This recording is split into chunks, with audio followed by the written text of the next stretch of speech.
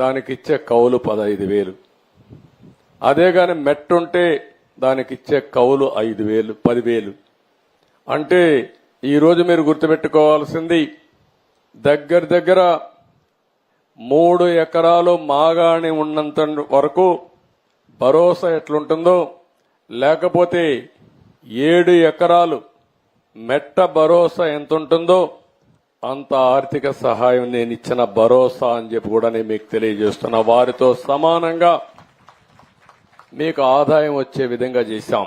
చాలాసార్లు బాధపడతాం, కనీసం 1 ఎకరా భూమి ఉంటే ఏదో ఒకటి చేసుకొని బతికిపోతామని.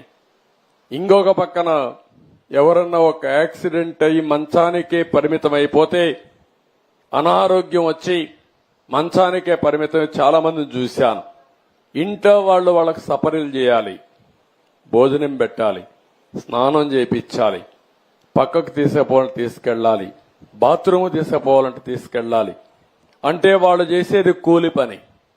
మళ్ళీ ఇంట్లో ఒక కుటుంబ సభ్యుడి మారిగా అయిపోతే ఎట్లా వాళ్ళని ఆదుకోవాలనో తెలియక అనునిత్యం బాధపడుతున్నారు. ఆ బాధలు గుర్తుపెట్టుకుని 5,000 నుంచి 15,000 రూపాయలు చేశాం. అది ఈ ప్రభుత్వం యొక్క మానవత్వం అని చెప్పి కూడా నేను మీకు తెలియజేస్తున్నా. దీంతో మీరందరూ గుర్తుపెట్టుకోవాలి. నేను అడిగాను ఒక ముసలమ్మని వస్తా ఉంటే, ఏమమ్మా నువ్వు పింఛన్ వస్తుందా అన్నా. వస్తా ఉంది సార్ అన్నది. ఏంటమ్మా ఎవరున్నారు మీ ఇంట్లో అన్న. మా కోడలు వీళ్ళందరూ ఉన్నారని. సరిగా చూసుకుంటున్నారని అడిగా. బాగా చూసుకుంటున్నారు సార్, పూటకు భోజనం పెడతారు, ఏదైనా బాగాలేకపోతే హాస్పిటల్ తీసుకుపోతున్నారు, బాగా చూస్తున్నారని చెప్పింది. నేను ఎప్పుడో మీకు ఒకసారి హామీ ఇచ్చా, ప్రతి ఒక్క కుటుంబానికి పెద్ద కొడుకుగా ఉంటా, కుటుంబ పెద్దగా ఉంటా, మీ బాధ్యత తీసుకుంటానని ఆ రోజు చెప్పాను. ఈ డబ్బుల వల్ల ఈ వృద్ధులు వికలాంగుల యొక్క ఒక గౌరవం పెరిగింది.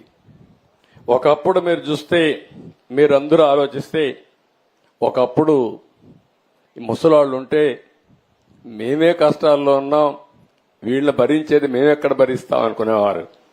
ఇప్పుడు ఆ ముసలి వాళ్ళని చూస్తే వీళ్ళు 4 రోజులు బతికితే బానే ఉంటుంది, మాకు భారం కాదని ఆలోచించే పరిస్థితికి వచ్చారు. అవునా కాదా అని మిమ్మల్ని అడుగుతున్నా. ఎవరికైనా కష్టాలుంటాయి, పేదరికం మహాశాపం. అలాంటప్పుడు బాధలున్నప్పుడు మనం బతకాలి, పిల్లల్ని పోషించాలి, మళ్ళా వీళ్ళు చూసుకోవాలంటే భారంగా ఉండే పరిస్థితిలో నాకెంతో సంతోషం. ఇప్పుడిచ్చే 4,000 పెన్షన్లో దగ్గర 2,800 రూపాయలు నేనే ఇచ్చానంటే దానికంటే నా జీవితంలో ఇంకోటి నేను ఆశించను. అంత మంచి కార్యక్రమానికి శ్రీకారం చుట్టాను. భగవంతుడు నాకు ఈ అవకాశం ఇచ్చాడని చెప్పి కూడా నేను మీకు తెలియజేస్తున్నా. అందుకని ఈరోజు మీ అందరిని ఒకటే కోరుతున్నా. ఈరోజు మీరు చూస్తే ఇలాంటి కార్యక్రమం ఒకే రోజు 1,20,097 మంది సచివాలయం సిబ్బంది వచ్చారు. అక్కడక్కడ వాలంటీర్ సహకారం ఉంటే తీసుకోమని చెప్పాం. నేను ఆ రోజు ఎన్నికల ముందు ఒక మాట చెప్పాను చీఫ్ సెక్రటరీకి, ఎక్కడెక్కడున్నారో మాకు తెలియదన్నారు.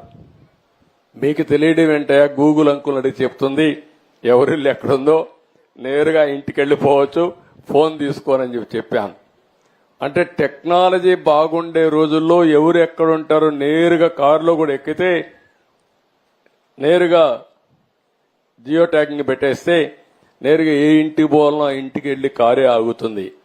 ఫోన్లో పెట్టుకుంటే ఏ ఇంటికి పోవాలనో ఆ ఇంటికి పోయి నిలబడే పరిస్థితి వస్తుంది. ఆ రోజు అలాంటి రోజుల్లోనే కావాలని చెప్పి ఇష్ట ప్రకారం చేశారు.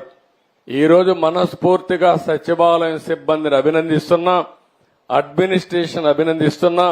ఆ రోజు మా వల్ల చేత కాదని చెప్పిన అడ్మినిస్ట్రేషన్ ద్వారానే మేము చేయగలుగుతామని చేసి చూపిస్తున్నామని చెప్పి కూడా నేను మీకు తెలియజేస్తున్నా. ఆ రోజే నేను ఒక మాట అన్నాను, నీకు చేత కాకపోతే ఇంటికి పోండి, నాకు అధికారం ఇవ్వండి, చేసి చూపిస్తానన్నా. ఆ అధికారం ప్రజలిచ్చారు, చేసి చూపించానని చెప్పి మరొక్కసారి మీ అందరికీ తెలియజేసుకుంటున్నా. ఒకే రోజు 5 సంతకాలు పెట్టాను. ఒకటి డిఎస్సి, ఇక్కడ కూడా యూత్ ఉన్నారు. ఎన్నో సంవత్సరాలుగా ఉద్యోగాలు ఇవ్వలేదు. అలాంటి